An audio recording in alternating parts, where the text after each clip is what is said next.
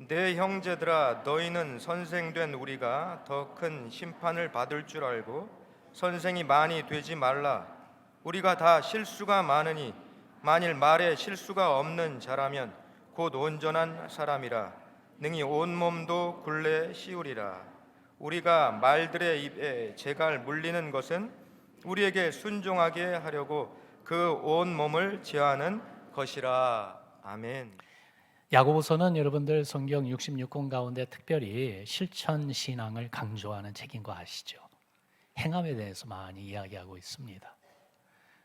오늘은 특별히 이 3장에 있는 말씀, 언어 안에 담겨진 신앙이라는 제목으로서 행함 가운데 특별히 어떤 행함인가, 우리의 말, 우리의 언어에 대한 말씀을 함께 나누겠습니다.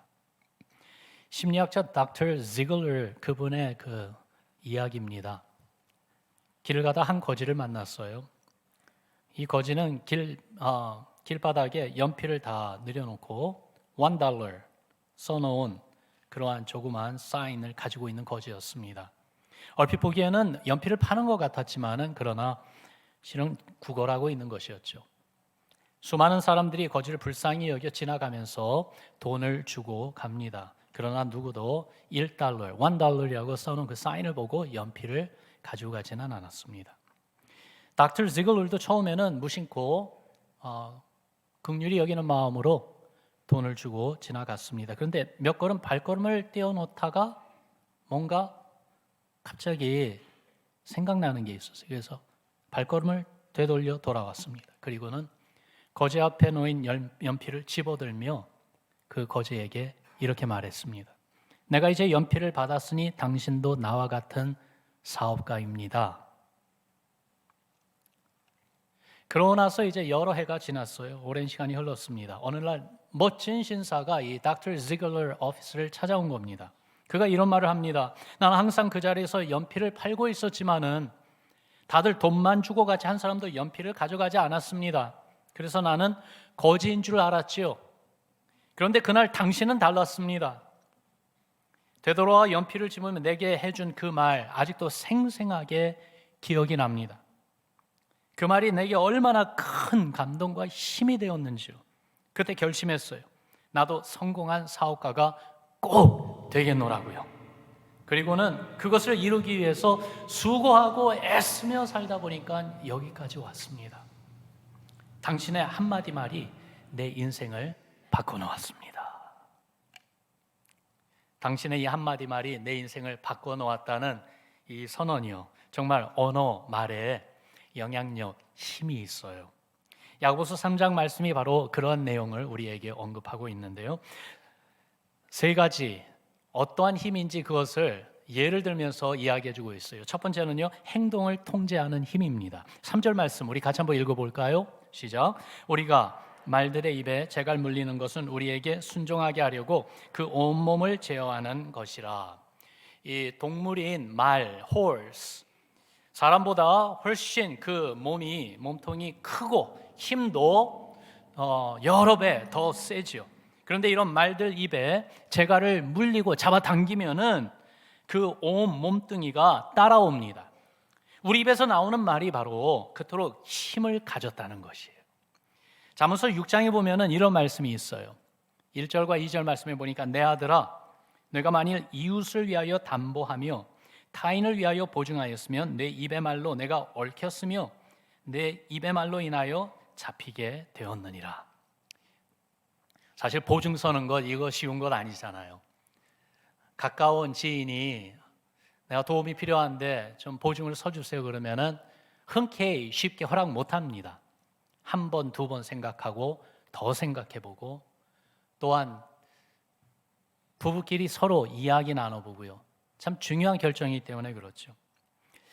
동부에서 목회하시는 친구 목사님이 한 번은 교회에 너무나도 귀한 하나님의 은혜를 경험한 간증 이야기를 해주세요. 교회 장소를 새로운 곳으로 옮겨서 새 건물을 사고 들어가게 되었는데, 그렇게 결정할 때 온 교회가 함께 기도하며 또한 결정하고 진행했다고 합니다. 과정 가운데 은행 융자를 받기 위해서 교회의 재정이 부족하기 때문에 그 결정 가운데 어떤 결정이 있냐면은 성도님들 가운데 집을 소유하시는 분들은 그 집을 담보로 잡는 것을 결정을 했대요. 무리한 결정이죠. 목사님이 그 말씀하시더라고요. 벌써 여러 해 전 이야기인데 지금도 그날 그 은행과 융자 받는 그 컨트랙에 사인을 할 때에 집사님 한 분 한 분이 사인하는 그 모습이 생각난다고요. 손이 벌벌 떨리면서 사인하는 그 모습이 얼마나 두려웠겠습니까? 내 개인의 재산을 교회가 잘 성장하고 부흥하는 데와 하나로 묶어 넣었던 것이죠. 참 감사한 게 한 분도 집을 잃지 않았습니다. 그 교회는 부흥했고요.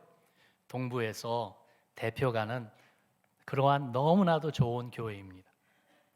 여러분, 우리가 하는 말에 이런 힘이 있다는 거예요. 회사 사장이 그 회사에 지원해서 직원이 되기를 원하는 젊은이에게 다가가서 내일부터 회사 나와 근무하게 그렇게 하면은요, 이 한마디에 엄청난 힘이 있어요. 그 회사 직원이 그 순간 되는 거지요. 회사 사장의 그 말이 있기 전에는 이 청년은 아침에 내가 일어나고 싶은 시간에 일어나는 자유가 있었어요. 그런데 이제는 달라졌습니다. 회사에 근무하기 위하여 시간과 행동을 맞춰야지만이 됩니다. 여러분, 이렇게 정말 언어 말에는 행동을 통제하는 힘이 있습니다. 두 번째 힘, 야고보서에서 우리에게 보여주는 힘은요, 인생 방향을 결정하는 힘입니다. 4절 말씀 우리 같이 읽어보죠. 시작. 또 배를 보라. 그렇게 크고 광풍에 밀려가는 것들을 지극히 작은 키로서 사공의 뜻대로 운행하나니. 이 상황과 환경, 만만치 않은 세상이 강한 바람에 밀려갈 수밖에 없는 인생의 배. 그런데 그 배 아래에 있는 작은 키로 그 방향을 결정하며 갈 수 있다는 거죠. 너무나도 바람이 강하고 그리고 파도가 세서 그 방향으로 어쩔 수 없이 그렇게 흘러가고 있다 할지라도 앞에 암초가 보이는 것 같으면 이 키를 움직여가지고 그 위기의 순간을 방향을 조정을 하며 피해갈 수 있다는 말이에요. 우리 입으로 하는 말이 그런 역할을 할 수 있다는 것이죠. 어려서부터 긍정적이고 사랑과 격려의 말을 주로 듣고 자란 사람은요, 커서 그 삶이 또한 그런 모습을 보여줍니다. 반면에 부정적이고 험한 욕설을 듣고 어뷰스 받으면서 자란 사람은요, 커서 어른이 되었을 때에 정말 얼마나 안타깝고 불행한 삶을 또 사는지 우리가 알잖아요. 듣고 자란 말로 인해서 한 사람의 이 성격과 그리고 인생관이 다르게 나타납니다. 말이 씨가 된다는 속담이 있죠. Be careful of what you say. If you say something bad, it might come true. 그래서요, 우리가 말할 때 그냥 함부로 아무렇게나 말하지 말고 한 번 더 생각하고 말하는 지혜를 가져야 된다. 그런 이야기를 주고받습니다. 그런 생각을 해봐요.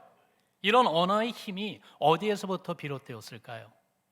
지위가 있고 직분이 있는 그런 사람의 말뿐만이 아니라 너무나도 평범한 여러분이나 저 우리들도요, 내가 하는 이 말에 정말 놀라운 힘과 능력이 있는데 어디서부터 비롯된 것일까요? 생각을 해보니까 이런 생각이 나더라고요. 하나님이 세상을 창조하실 때 무엇으로 창조하셨습니까? 말씀으로 하셨습니다. 하나님이 말씀하시면 그대로 됐습니다. 그렇게 세상을 말씀으로 창조하신 하나님이 사람을 지으실 때에 하나님의 형상을 따라 지음받게 하시고 그 가운데 우리에게도 언어를 주셨어요. 그래서 언어의 힘이 우리의 이 말 가운데도 있는 것이 아닌가라는 생각도 해보았습니다. 더욱이 이 언어의 힘을 보면은 세 번째로 이 야고보서 3장에서 언급하는 것이 작은 불의 파괴력과 같은 힘도 있다고 말씀하고 있습니다.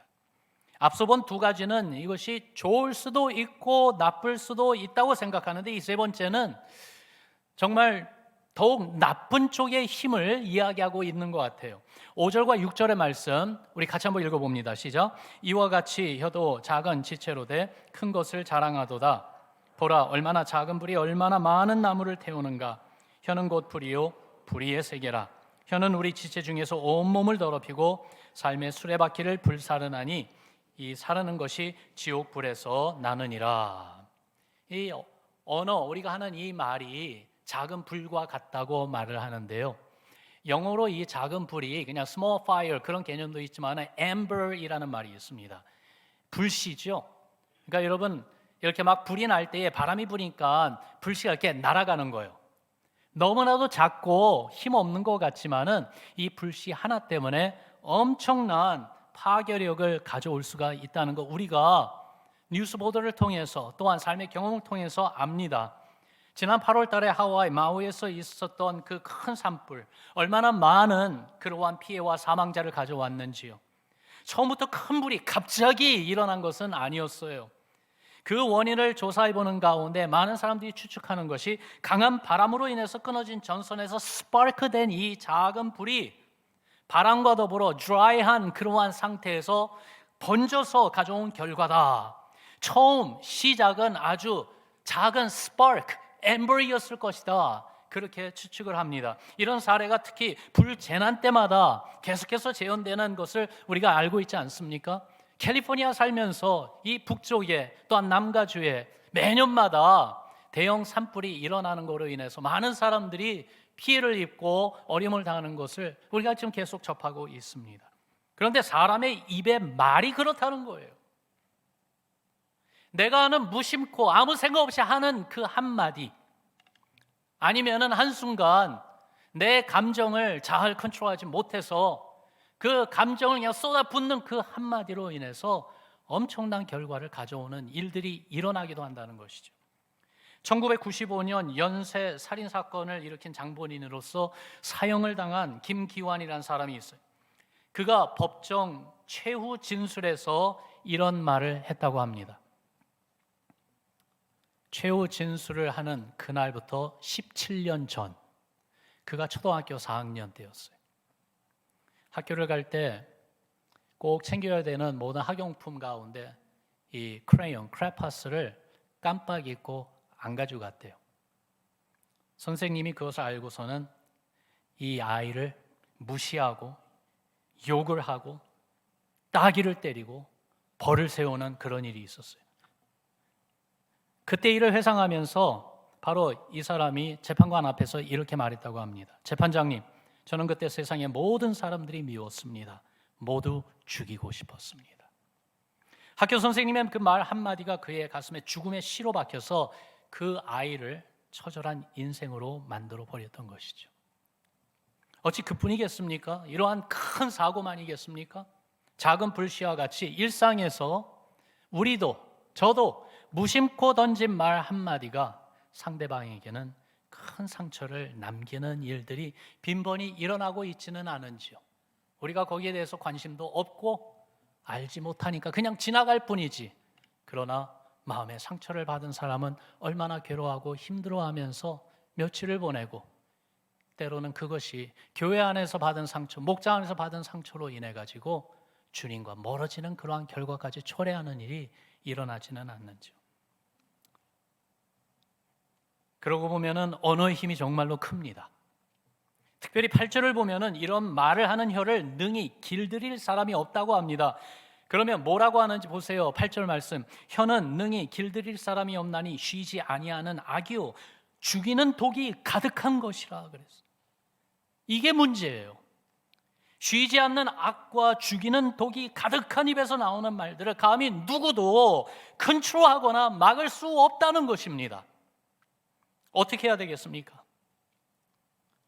여기에 해결책을 하나님이 주십니다. 하나님 말씀이 우리에게 그 솔루션을 알게 해주십니다. 두 가지를 말씀해 주세요. 우리가 그 두 가지를 오늘 이 아침에 꼭 받기를 바라요. 그리고 우리 마음에 새기고 정말로 언어 안에 담겨진 영성, 믿음의 삶을 이어가기를 바랍니다. 첫 번째는 따라합시다. 성령의 사람으로, 다시 한번요. 성령의 사람으로 마음이 변화되자. 마음이 변화되자. 정말로 마음이 변화되어야 돼요. 사실 모든 말은 마음에서 비롯된 것이라고 예수님께서 말씀해 주셨어요. 누가복음 6장에 보니까 선한 사람은 마음에 쌓은 선에서 선을 내고 악한 자는 그 쌓은 악에서 악을 내나니 이는 마음에 가득한 것을 입으로 말함이니라 그러셨어요. 마음에 있는 것이 나오는 거라고 말씀하셨어요. 말은요, 우리의 마음을 나타내는 거울이다라는 그런 말이 있지 않습니까?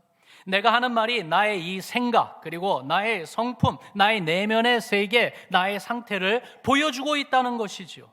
근데 여기에 문제가 심각합니다. 보편적으로 본능적인 사람의 마음은 어떤 컨디션에 있는지 그걸 먼저 알아야 되는데, 하나님의 말씀 로마서 1장에 보면은 사람의 마음을 정확하게 진단하면서 이렇게 말씀해 주고 있습니다. 24절에 보니까 그러므로 하나님께서 그들을 마음의 정욕대로 더러움에 내버려 두셨다 그랬어요. 26절에 보니까 이 때문에 하나님께서 그들을 부끄러운 욕심에 내버려 두셨다 그랬어요. 28절에서는 또한 그들이 마음에 하나님 두기를 싫어하며 하나님께서 그들을 그 상실한 마음대로 내버려 두사 합당하지 못한 일을 하게 하셨다 그랬습니다. 하나님을 알만한 것, 하나님의 형상을 따라 지음받은 사람에게는 양심, conscience를 주셔서 하나님을 알만한 그러한 기능이 있건만, 그래서 하나님을 찾고 하나님 앞에 나오려고 하지 않고 오히려 우상 앞에 절하고 하나님을 배척하고 오히려 대적하는 그러한 일을 했을 때에 더러운 마음에 내버려지도록 하나님이 그렇게 그 마음 그대로 두셨다는 거예요. 부끄러운 욕심에 내버려진 마음대로 그대로 두셨다고 합니다. 그러면서 상실한 마음이라고 그랬는데요, 상실한 마음은 타락한 마음입니다. 부패한 마음입니다. 분별력을 잃은 마음입니다. 올바른 판단력을 잃었기 때문에 옳고 그름을 모르고 정말로 문제만 계속 일으키는 그런 마음, 이런 마음에서 비롯된 것들이요, 28절부터 쭉 읽어가면 온갖 죄악의 모습을 로마서 1장에서 이야기해 주고 있습니다. 그러면서 그 클라이맥스가 어디까지 가는가 하면은 로마서 3장에 가서 이제 클라이맥스를 치는데요, 이런 마음에서 말이 나오고 언어가 나오는데, 이러한 말을 담은 입을 이렇게 표현을 합니다. 그들의 목구멍은 열린 무덤이요, 그 혀로는 속임을 일삼으며 그 입술에는 독사의 독이 있고 그 입에는 저주와 악독이 가득하더라. 이것이 본능적인 모든 사람들의 현 주소입니다. 그렇기 때문에 사람의 의지나 노력, 힘으로는 정말로 이 마음 안에 있는 이렇게 많은 문제들, 죄악된 것들과 그리고 또한 더럽고 추한 이런 것들이 입으로 나오는 것을 조정하거나 막을 수 있는 것이 없다는 것이죠. 방법은 오직 하나예요. 마음이 변화되어야 돼요. 옛 마음은 도려내고 잘라버리고요, New Heart Transplant, 새로운 마음을 받아야 돼요. 근데 참 감사한 게 하나님께서 그것을 창세 전부터 계획하고 계셨어요. 그리고 하나님이 그 일을 하신다는 것을 말씀을 통해서 벌써 오래전에 예언해 주셨어요. 그 말씀이 에스겔서 36장 26절에 있습니다. 우리 같이 읽어봅시다. 함께 읽습니다. 시작. 또 새 영을 너희 속에 두고 새 마음을 너에게 주되 너희 육신에서 굳은 마음을 제거하고 부드러운 마음을 줄 것이며. 아멘. 얼마나 귀한 말씀인가. 하나님이 새 영을 우리 속에 두시겠다고 했어요. 그 새 영으로 새 마음을 갖도록 하시겠다고 합니다. 이 새 영은 주의 성령을 가리킵니다. 새 마음은요, 구원받은 마음입니다. 그래서 이렇게 하나님이 주신 새 영, 성령을 받고 구원받은 성도를 가리켜 고린도후서 5장 17절에서는 New Creation, 하나님이 다시 새롭게 만든 새로운 피조물이라 그렇게 말씀하죠. 우리 같이 읽어봅니다. 시작. 그런즉 누구든지 그리스도 안에 있으면 새로운 피조물이라. 이전 것은 지나갔으니 보라 새 것이 되었도다. 예수님을 믿는 신앙으로 주 안에 있는 분마다 이 New Creation, 새로운 피조물이에요. 마음도 새롭고 새 마음을 갖고 있고, 그래서 삶도 새로운 모습으로 변화되어 가게 되어 있다, 이 말씀이죠. 그러므로 예수님을 알고 믿는 구원받은 성도들, 우리에게는 주의 영이신 성령이 우리 안에 계십니다. 그리고 성령으로 새 마음을 가지고 사는 것이 성도의 삶입니다. 이 새 마음이 있기 때문에 로마서 12장 2절에서는요, 모든 성도들을 향해서 이렇게 권고하고 계세요. 같이 읽어봅니다. 시작. 너희는 이 세대를 본받지 말고 오직 마음을 새롭게 함으로 변화를 받아 하나님의 선하시고 기뻐하시고 온전하신 뜻이 무엇인지 분별하도록 하라.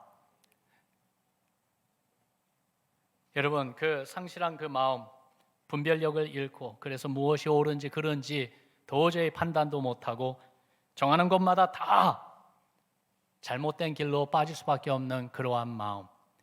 그런데요, 예수 그리스도의 십자가의 공로로 우리의 이 old heart는 주님이 들여내시고 잘라내시고 우리에게 성령을 주셔서 우리에게 새 마음 주셨어요. 그래서 이 새 마음으로 하나님의 선하시고 기뻐하시고 온전하신 뜻을 분별할 수가 있어요. 이제는 알 수가 있어요. 아, 이 길로 가야 되는 거구나. 아, 이것을 하는 것이 하나님이 기뻐하시는 거구나. 그러한 생각을 할 수 있게 됐죠. 성령의 사람으로 마음이 새롭게 변화받으면은 주께서 우리 마음에 두신 이 진리와 사랑으로 말할 수 있습니다. 위로하고 격려하고 은혜를 베푸는 믿음의 말이 우리 입에서 나올 수가 있습니다. 그래서 여러분들에게 묻습니다. 예수님 안에서 성령의 사람 되어 마음이 변화되셨나요? 다시 묻습니다. 예수님 안에서 성령의 사람 되어 마음이 변화되셨습니까? 여기에 대한 분명한 답이 있으시길 바랍니다. 솔직하게 목사님 저에게는 거기에 대해서 아직 분명한 답이 없어요. 그러면은 주여 나를 도우소서. 예수님 나에게 오소서. 주님 만나시기 바랍니다. 주님이 새 마음 주십니다. 당신의 영으로 우리에게 새 마음 주십니다. 이렇게 주님으로부터 새 마음을 받게 될 때에 그때부터 이제 우리가 거기에 참여해요. 어떻게 참여하는가? 여러분 따라합시다. 언어의 훈련을 쌓으라. 한 번 더요. 언어의 훈련을 쌓으라.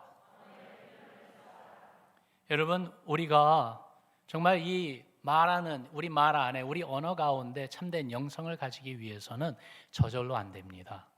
이제 훈련해야 됩니다. 누구든지 말할 수 있어요. 입을 열면 할 수 있어요. 특별히 이 말하는 어떠한 지체 장애가 있는 분이 아니라면은 꼭 배우지 않아도 말할 수 있는 거예요. 그러나 주님이 주신 새 마음 그리고 언어의 훈련을 쌓아가야 바른 말을 할 수 있어요. 꼭 해야 되는 말을 할 수 있어요. 본문에서 이런 말씀을 하십니다. 1절과 2절 말씀 우리 같이 한번 읽어보죠. 시작. 내 형제들아 너희는 선생된 우리가 더 큰 심판을 받을 줄 알고 선생이 많이 되지 말라. 우리가 다 실수가 많으니 만일 말에 실수가 없는 자라면 곧 온전한 사람이라 능히 온몸도 굴레 씌우리라. 여기서 언급하는 선생은 영적 교사를 가리키죠. 야고보서 이 편지를 받은 1세기 성도들 가운데 특히 유대인들이 많았습니다. 야고보도 예수님의 동생으로서 유대인이었죠. 유대인들에게 선생의 지위는요 정말 누구나 바라고 선호하고 또한 존경하는 존경받을 만한 지위였습니다. 그런데 이 분명히 말씀하세요. 선생이 많이 되지 말라고 하십니다. 그 이유는 말만 많이 하며 행함이 없는 헛된 신앙을 가질까 우려해서 그랬지요. 예수님 공생의 기간 동안에 바로 이 선생의 지위에 있었던 사람들이 있었어요. 그러나 그들은 예수님에게 기쁨을 주질 못했어요. 하나님의 말씀에 대해서 아는 사람들, 하나님의 말씀을 가르치는 사람들, 바리새인들과 서기관들, 그들은 자기가 아는 것으로 말은 하지만은 그 말을 통해서 죄악 가운데 헤매고 있는 그러한 하나님의 백성들을 정죄했습니다. 그들은 많은 말을 하지만은 그러나 자기 자신들은 하나님의 말씀을 말은 하지만 그 말씀대로 살지를 않았습니다. 그러면서 다른 이들에게는 율법의 무거운 짐을 지우기도 했습니다. 현대어 성경에서는 이런 내용을 잘 캡처해가지고 1절 말씀을 이렇게 번역을 했어요. 사랑하는 형제들이요 남의 결점을 들추어내는 일에 열을 올리지 마십시오. 우리는 누구라 할 것 없이 다 많은 과오를 범하며 살고 있습니다. 그러나 다른 사람들보다 더 나은 판단력을 가져야 할 우리 교사들이 악을 행한다면 더 큰 형벌을 받아야 마땅할 것입니다. 여러분 이런 내용이 참 부담스러워요. 우리 가운데 바로 이 말씀에서 나는 exempt, 나에게 해당되는 말씀은 아닙니다 하면서 자유로울 분이 누가 있겠습니까? 특히 이러한 말씀이 더욱더 부담되게 다가오는 사람은 바로 저입니다. 저와 같이 목회자로서 하나님의 말씀을 늘 전하고 항상 믿음의 말 그리고 은혜의 말을 하려고 애를 쓰는 그러한 그런데 말한 만큼 살아내느냐는 거죠.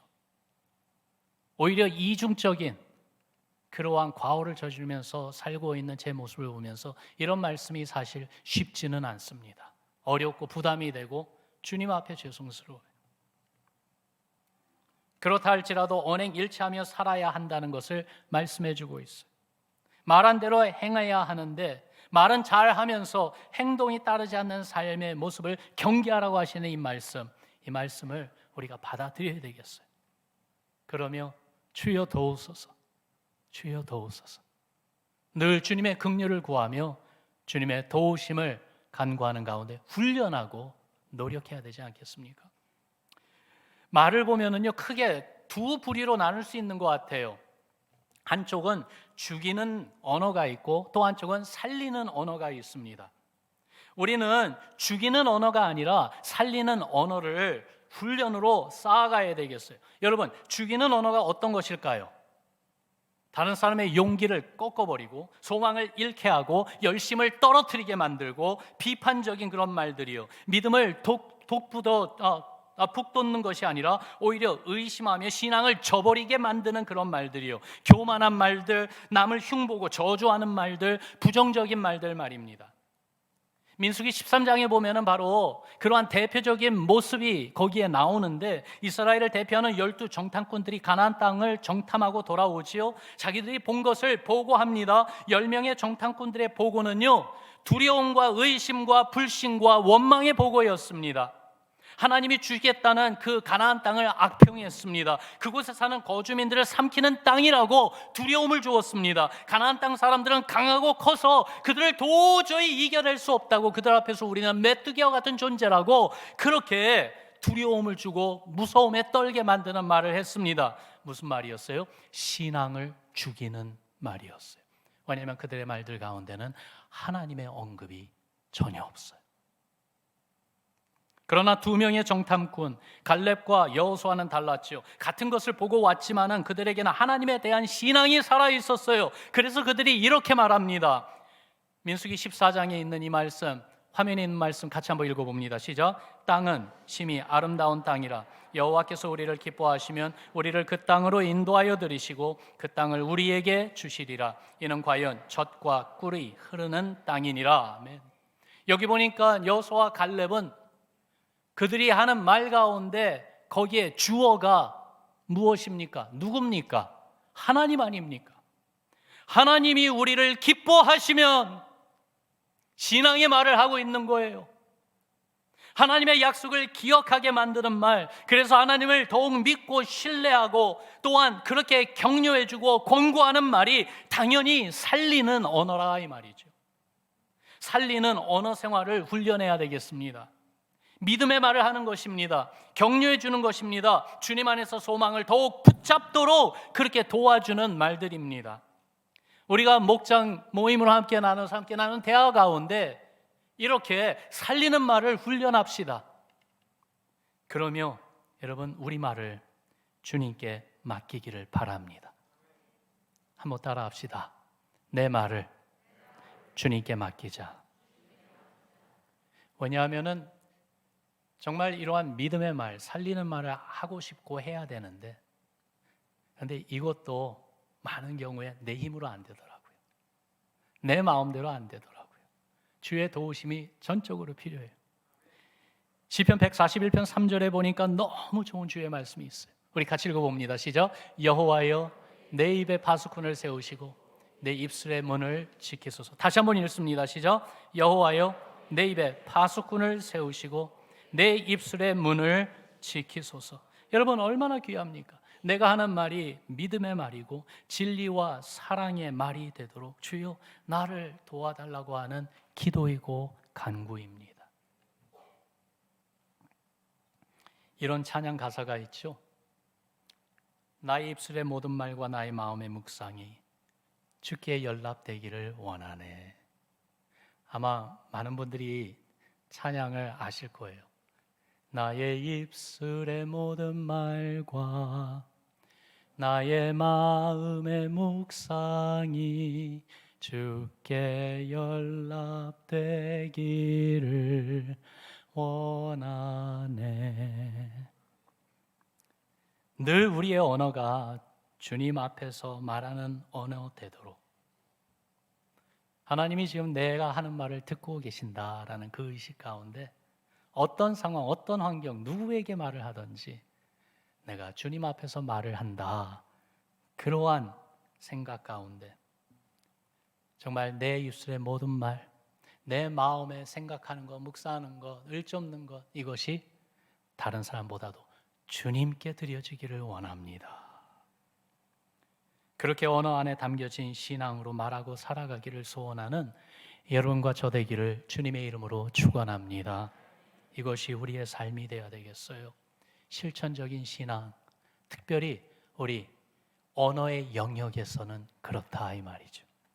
말씀을 정리해 봅니다. 언어의 힘에 대해서 보았습니다. 여러분 정말 내가 하는 말 한마디 한마디에 이런 힘이 있구나 우리가 알아야 되겠어요. 그래야 이 힘을 어떻게 사용해야 되는지 생각하게 되고 또한 지혜롭게 사용하려고 하겠죠. 우리의 행동을 통제하는 힘이 있고 삶의 방향을 결정하는 힘이 있고 작은 불처럼 큰 영향력을 가진 언어라는 것을 압시다. 오늘도 많은 말을 하며 살아갈 텐데 우리의 하는 말, 언어 생활이 주님을 기쁘게 해드리는 언어 되기를 소원합시다. 성령이 주장하시는 마음에서 우러나오는 말을 하기를 사모합시다. 기뻐하고 감사하고 믿음을 심어주고 용기를 주는 은혜의 말들, 겸손하고 온유한 심정을 보여주는 그러한 말들, 선하고 진실되며 오직 하나님께만 영광 돌리기를 소원하면서 그렇게 마음에 정하고 하는 그러한 말들로 인해서 하나님이 기뻐하시고 하나님이 내 삶 가운데 우리 가운데 함께 일하시며 주님의 선하심을 이루어가는 모습을 보는 놀라운 축복이 있기를 주의 이름으로 축원합니다. 에베소서 4장 29절 말씀으로 오늘 말씀을 마치도록 하겠습니다. 우리 같이 한번 읽어봅시다. 시작. 무릇 더러운 말은 너희 입 밖에도 내지 말고 오직 덕을 세우는 데 소용되는 대로 선한 말을 하여 듣는 자들에게 은혜를 끼치게 하라. 듣는 자들에게 은혜를 끼치는 말, 주여 그런 말을 하며 살게 도와주소서. 우리 같이 기도하겠습니다.